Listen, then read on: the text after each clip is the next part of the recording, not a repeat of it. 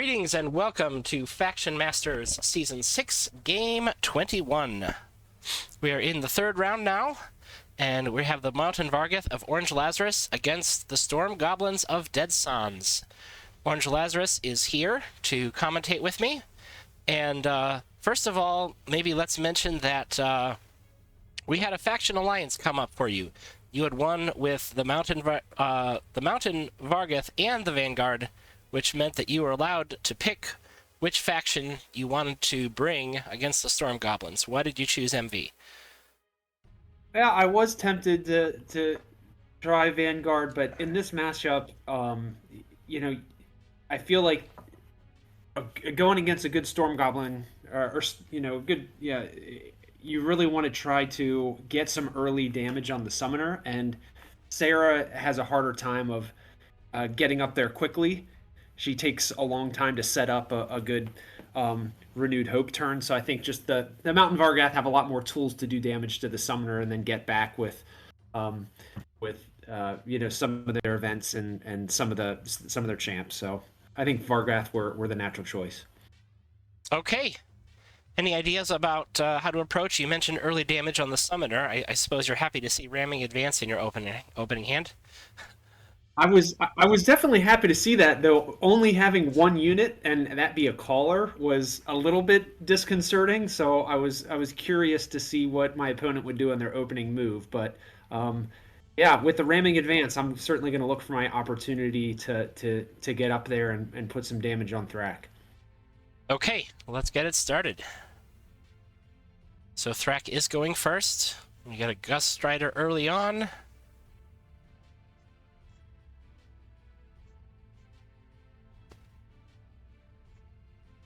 Setting up the Chain Lightning. Yep, gate to protect him there.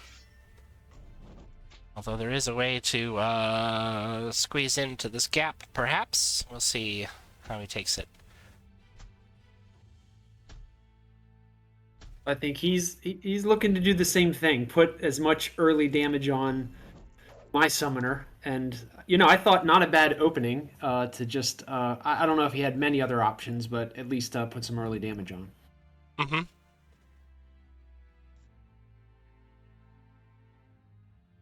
So I looked at this and I said, hey, might as well seize the opportunity with my one unit, which is the caller, to move some things around and see if I can get up there and put some pressure on him early. I expect we'll see a gate. At least one. The other one is kind of hard to place right now. Mm-hmm.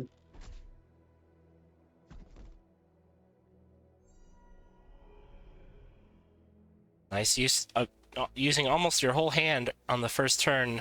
That's gotta feel good. Yep. And I was fortunate here. The Brute did some good damage, and then the Slinger, I think, went 3 for 3. So yeah, exactly what I wanted to happen. Max hits. So I was curious, what he would do next in response, and he actually had a really good answer. All right, starting with the recharge to get 1 Volt Swapper back. 2 Volt Swappers back. I guess he had built one. Maybe he had recharge in his opening hand. Or maybe he just drew the Volt Swapper later. Right. Yeah. So with all those Volt Swappers and the recharge, he's got an opportunity to answer pretty well here. And that Strider moving behind Thunderbird, I think, was a very good move. That made it difficult for me on the next turn. Yep, 1 damage. That'll get the Brute. Mm-hmm. I imagine he'll attack Thunderved with the Storm Witch after we see this very slow animation. Just savor every ping. Yeah. Lots of them.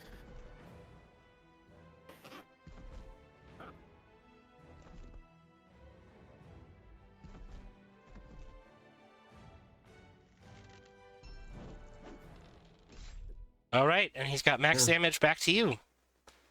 Yes, looks like right, it so could be a short game. One way or the other. Right. So now I'm thinking, okay, with 5, he can he can do a lot. Luckily, he moved Thrak to the back, so if I move back a little bit, I don't think he can totally wipe me out. But now I'm definitely feeling the heat as much as he is. Well, he is going to draw 3 Volt Swappers because they died under the recharge effect. Mm-hmm.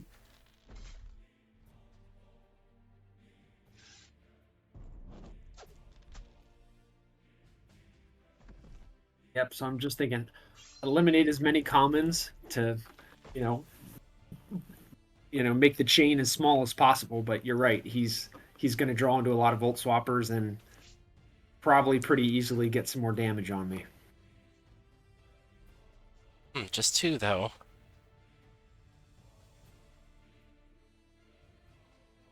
Completing the circuit to Sunderved. Overcharge. Yeah. This... Actually, no, it can't be lethal, but it could take you to 1. If you get... Or no, I'm sorry. I was thinking that was a Storm Witch for some reason. It could take you to... 2. And it looks like it will.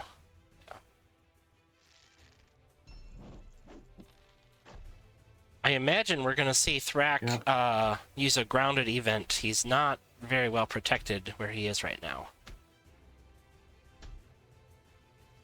Right.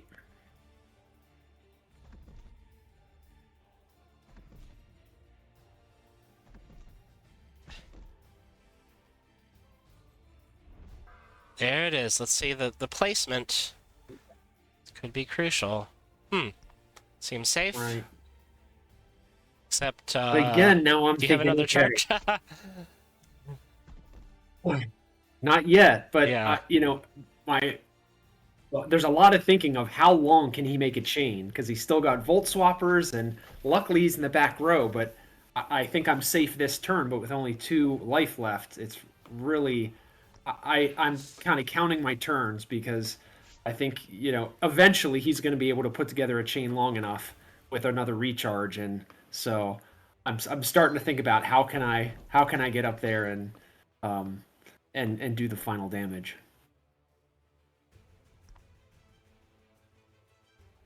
Yeah, the 2 Gust Riders are keeping him pretty well protected. Sunderved looks pretty safe too, especially if you kill this wall. I should say gate. The ramming advance is there, but you kind of have to wait for Thrak to position himself differently.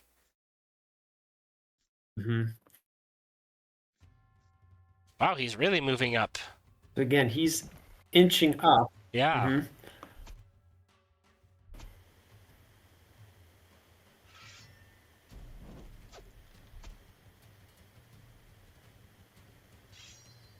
Again, I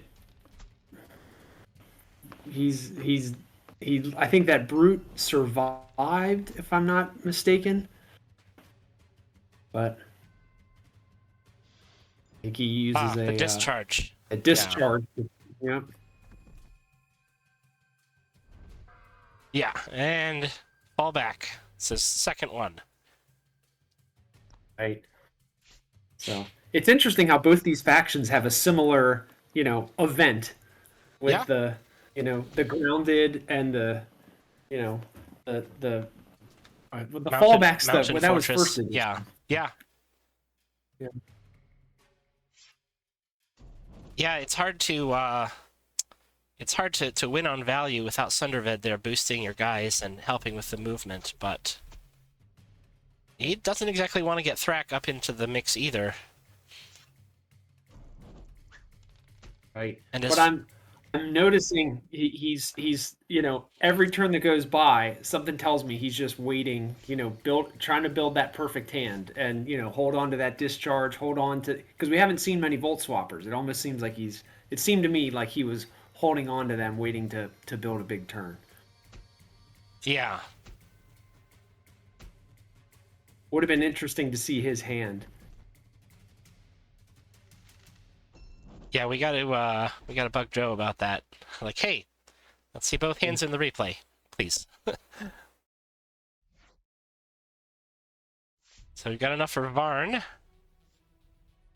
So if you pause it here, Yeah, I think my thought here was I was pretty sure he had a hand where he might be able to get to me next turn if I don't go for something lethal here. And I'm like, how can I get 4 damage? Because he was positioned pretty safely. But again, if he has a recharge, and given the number of units he has on the board, and he's got a number of Volt Swappers, I don't think there was any position where I was safe if he had the right hand. So it's kind of it was something I pondered on for a little bit, but in the end, I used my last ramming advance in Varn to go for the kill. All right, so here's the lethal puzzle. Take a screenshot, pause the YouTube. Yeah. You know that Varn is involved. Ramming advance. All right, we're going to hit play. So caller to push Varn off all the way to the right. Now the ramming advance to get that fighter with some more movements where Varn can pluck him out.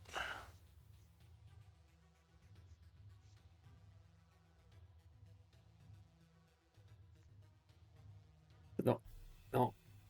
This was the only way I could figure out to get 4 dice on him, is to force my own Varn. Let's see.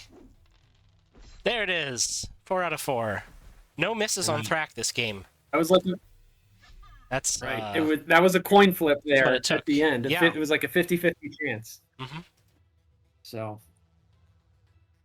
Yeah, I had the stronghold. I don't know if it would have done me any good. I mean, if he had the right hand, he could have probably reached me from anywhere. So it was that coin flip to win, and I got to give DeadSans a lot of credit for playing this one real close. Absolutely, very interesting game, as you told me beforehand. Yeah.